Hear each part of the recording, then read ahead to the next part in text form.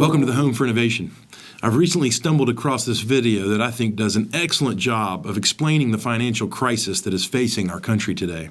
In this election year, politicians would lead you to believe that our problems in this country are about the black or the white or the old or the poor or Republican or Democrat. The reality of it is it's about all of us. All Americans are facing this problem. And if we don't address our spending in this country, we're going to all have a big problem. Check this out. Have you ever questioned why Congress does not reduce spending and balance the budget? The answer will shock you. They can't. Not even if they remove every department, employee, as well as the military. I'm Hal Mason, a retired accountant, and have worked with budgets over 40 years. This February, the White House released the United States budget. I was stunned to discover Congress can't balance the budget, even if they shut down the government. The dilemma facing Congress is startling. Watch as you see a budget that can't be balanced. To understand Washington's budget dilemma, we simply click on the President's budget for fiscal year 2013. Page 210 provides 12 years of budget data. We will only look at this year, 2012. Washington will spend $3.8 trillion. However, it will only collect $2.5 trillion in taxes, resulting in a deficit of $1.3 trillion, an amount larger than what Congress appropriates to operate the federal government. Now to explain the dilemma.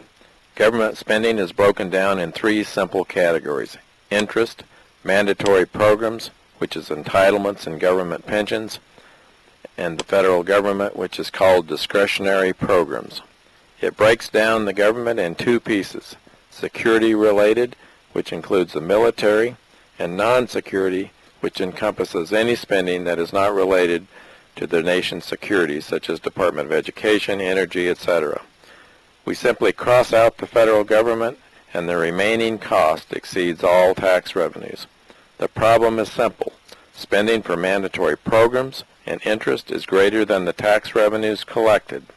Mandatory programs include Social Security, Medicare, Medicaid, unemployment, and federal pensions. Congress must pay the interest and has promised to pay the pensions and entitlements. So the dilemma they face is that after the checks are processed for mandatory programs and interest, there isn't $1 left to fund the military or any federal employee, department, or office. You now understand their dilemma. To balance the budget, Congress would either have to raise taxes 50% or eliminate the federal government. If they cut entitlements and pensions, our nation will have riots like Greece. The United States only collects $2.5 trillion in taxes. More than half comes from income taxes, a third from payroll taxes, and the remaining from excise, estate duties, and some miscellaneous taxes. These aren't quite enough to even pay for the interest or the mandatory programs. Selecting Historical Table 7.1 reveals a grave problem: spiraling debt that exceeds 100% of the gross domestic product, a liability that exceeds our nation's annual economy. And as I chart the debt, it reveals Washington's uncontrollable addiction to borrowing. The budget projects this year over $16 trillion debt and $26 trillion this decade, soaring debt that has the United States on a path identical to Greece. And if you thought Greece was a problem, the United States has 32 times their debt. $16 trillion is 25% of the world's gross domestic product. As Washington is racing toward the cliff, there is no hint of slowing down. And for the first time in our history, the United States has lost its AAA rating on its Treasury debt. Greece provides a preview of what happens when a nation is forced to deal with massive debt. Greece recently was downgraded to the lowest rating on the scale. Investors lost 70% in the recent European bailout, and the bailout of bonds are now rated as junk bonds. The question is not if, but when the United States will collapse from the weight of the soaring debt. And we need to ask, what are we paying these Washington intellects to do? They have no approved budget, they borrow every dollar to operate, and they estimate debt will soar to 26 trillion. Instead of solving the crisis, they raise the debt ceiling. There is a tipping point where the debt can no longer be sustained.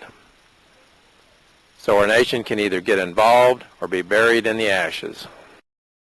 So you ask, what can be done to correct this crisis? The answer is painful.